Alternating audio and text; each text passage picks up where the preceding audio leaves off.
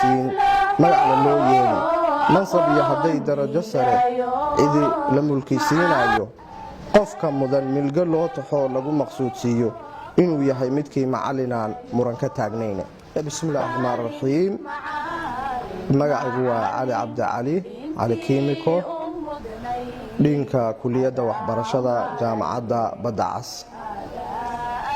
maanta waxa ay ku beegan tahay 21 Nofembar, maalinta macalinka Soomaaliyeed.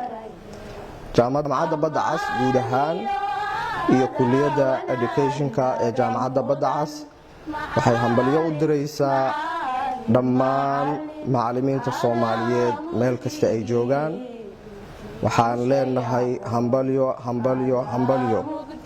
shacabka Soomaaliyeed waxaa u haysaan shaqo aad iyo aad u muhiim ah, iyadoo aan ognahay macallimiinta Soomaaliyeed in ay ku soo shaqayn jireen duruufo adag, haddana ay ku shaqeeyaan duruuf adag. haddaba macallimiintu aad iyo aad ayay muhiim ugu yihiin bulshada Soomaaliyeed. waa kuwii soo saarayay ubadka aqoon-yahanka ah ee u soo baxaya bulshada Soomaaliyeed, kuwaasoo laga rajaynayo inay dalka iyo dadka wax ka bedelaan.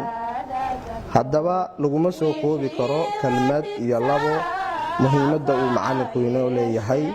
waxaanu leenahay ilaahay subxaanahu wa tacaala ajar ha kaa siiyo, abaalkaaga ma gudi karno.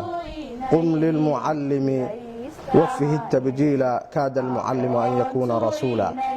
run ahaantii marka macallinku muhiimad aad iyo aad ah ayuu u leeyahay bulshada Soomaaliyeed. mar labaad iyo mar saddexaad waxaan leeyahay hambalyo hambalyo hambalyo.